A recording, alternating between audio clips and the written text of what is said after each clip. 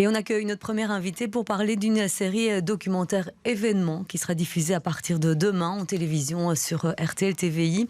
Alors tous ceux qui sont en âge de s'en souvenir savent encore ce qu'il faisait le 29 mai 1985. C'est le jour du drame du Heysel, ce qui devait être la fête du football, puisque c'était Liverpool qui devait rencontrer la Juventus de Turin en finale de la Coupe d'Europe des champions. Et bien, cette fête du football finalement va se transformer en drame. Il y aura 39 morts dans un stade qui accueille quasiment 60 000 spectateurs. Ça se passe donc dans le stade du Heysel en 1985. Et cette série documentaire va revenir sur ces événements jusqu'au procès et jusqu'à même à parler des répercussions que ce drame a eu par la suite.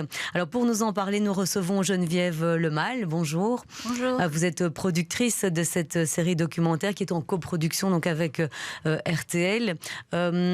Donc cette série qui s'appelle La tragédie du Heysel, pourquoi en parler aujourd'hui? On n'est pas dans un anniversaire, on n'a pas quelque chose de particulier. Vous avez décidé de sortir cette série documentaire, pourquoi? Alors, RTL nous ont contactés fin d'année 2020, donc il y a presque 2 ans. Ils avaient produit une série documentaire qui s'appelle Soupçon sur l'affaire Westphal. Et donc, ils étaient à la recherche d'autres séries documentaires. Et immédiatement, j'ai pensé au drame du Heysel. On était en plein dans le Covid. Et pour moi, il y a certaines similitudes. Oui, que vous allez nous expliquer. Et donc, moi, je propose qu'avant de continuer à en parler, on regarde le teaser qu'on regarde de cette série documentaire. J'y étais. C'était horrible. Tu ne vas pas à un match pour mourir. Tu y vas pour le football. Le football, c'est de la merde. On est avec nous ou contre nous. De vraies guerres tribales. C'était devenu une guerre.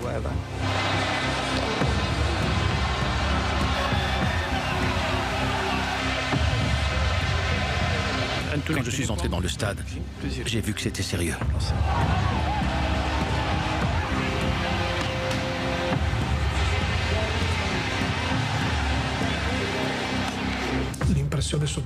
J'avais l'impression d'être compressé, d'être écrasé. J'étais couvert de poussière et de sang.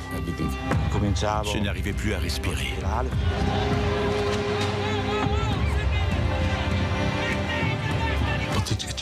Les gens étaient comme de l'eau.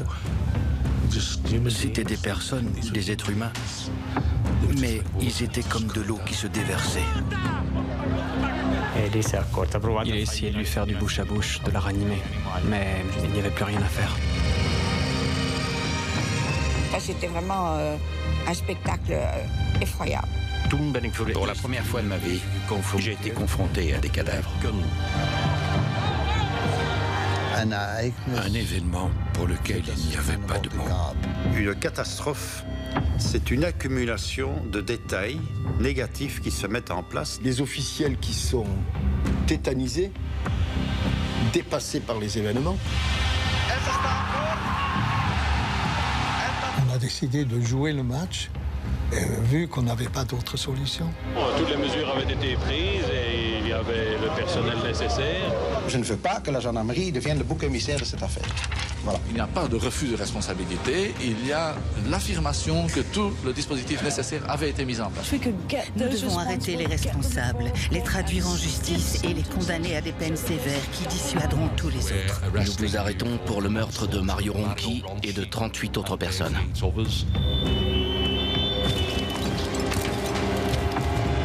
C'était un massacre qui était parfaitement évitable. Le Heysel, c'est il y a combien? Qui s'en souvient? Vous et moi. Voilà, donc c'est vraiment un résumé de tout ce qu'on va voir dans cette série documentaire depuis le moment où les supporters rentrent dans le stade jusqu'au procès, et puis de voir un petit peu comment les témoins vivent encore aujourd'hui les suites de ce drame. Alors, c'est vrai que le drame du Heysel, on en a déjà énormément parlé, on en a vu beaucoup d'images, mais ici, on en voit énormément. On sent qu'il y a vraiment un travail de fourmi entre les images d'archives qu'on peut voir et la recherche de témoins qui s'est faite. Oui, en effet. On a été beaucoup aidés parce qu'on a travaillé sur base d'un très bon livre enquête écrit par Jean-Philippe Leclerc. Qui réalise le documentaire. Qu'il avait publié en 2005 pour les 20 ans.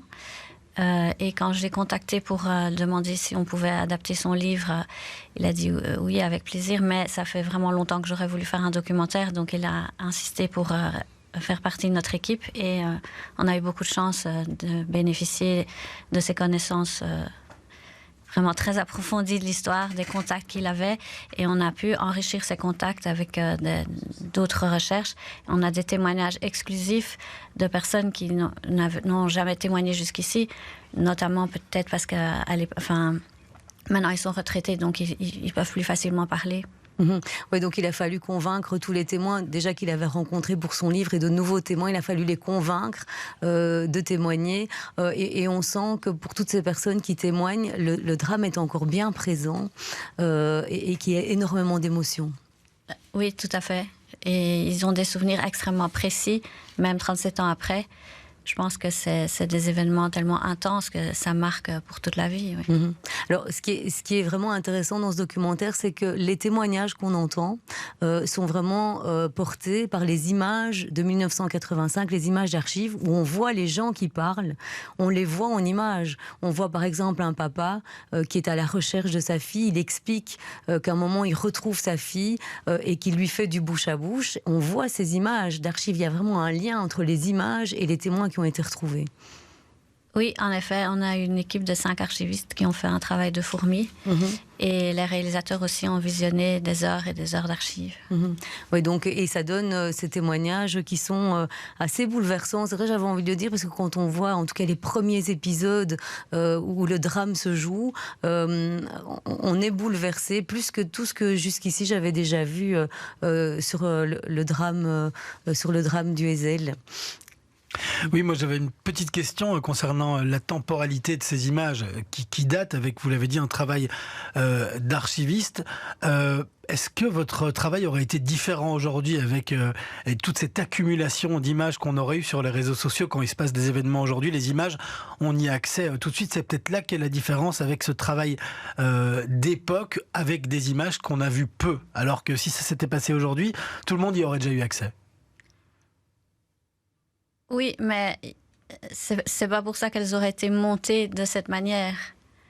Il y a par exemple un très bon documentaire sur le 11 septembre. On connaît les images, mais c'est quand même une manière de raconter une histoire. Oui, ça remonte aussi tout de même il y a plus de 20 ans. Ce qui est frappant, c'est que quand on a essayé de financer la série, on nous disait oui, c'était il y a tellement longtemps, il n'y a pas vraiment de lien avec l'actualité. Et malheureusement, au moment où elle sort, même les équipes de RTL nous ont dit on ne pensait pas être autant dans l'actualité parce que le problème de la violence dans les stades, malheureusement, c'est vraiment revenu. Et on a d'ailleurs modifié le montage de notre 6e épisode pour tenir compte de la catastrophe qu'il y a eu en Indonésie. Oui, et d'ailleurs, justement, quand on entend dans le teaser là, un des témoins qui dit « Qui se souvient encore du drame du Ezel ?» Donc, évidemment, nous, on s'en souvient parce qu'on l'a vécu, on l'a vu. Vous pensez que c'est vraiment important que ce genre de série documentaire soit vue par les jeunes? Oui, je pense, parce que ça raconte aussi une époque. Peut-être on l'explique, mais c'est un concept pour les jeunes. Personne dans le stade n'avait de téléphone portable, donc les gens ne savaient pas ce qui s'était passé. Les supporters anglais se sont rendus compte sur les ferries qui les ramenaient en Angleterre qu'il y avait des morts. Ils ne le savaient pas. Oui, donc les réseaux, et même les forces de l'ordre avaient énormément de mal à communiquer. À un moment, on doit faire même un appel à la télévision, à la gendarmerie, à tous les gendarmes pour qu'ils rejoignent leur caserne parce qu'on n'arrive pas forcément pas à les joindre si facilement.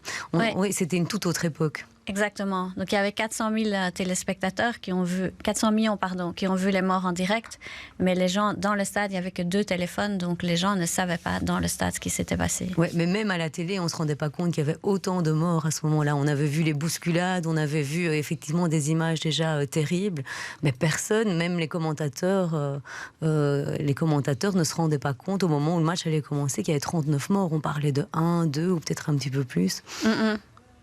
Et oui, voilà. Enfin, je ne veux pas tout spoiler, mais on a reproché aussi aux joueurs d'avoir joué, d'avoir célébré leur victoire. Et notamment Michel Platini qui joue ce... Tout à fait. Ouais. Et on explique très bien dans le documentaire qu'en fait, il n'était pas au courant et que sans doute ça aurait été pire s'il ne l'avait pas fait. Ouais. Mais c'est vraiment une enquête très immersive et très émouvante dans laquelle... Toutes les parties ont l'opportunité de donner leur point de vue et de ce fait, le téléspectateur peut se faire sa propre opinion.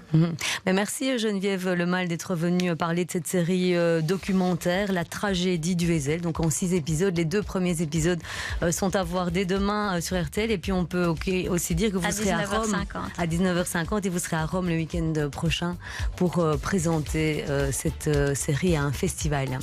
Oui, et d'ailleurs, nos partenaires italiens nous ont dit que quand il y a eu les incidents en Indonésie, du coup, tous les journaux italiens ont refait le lien avec le Heysel, parce que la majorité des morts étaient italiens.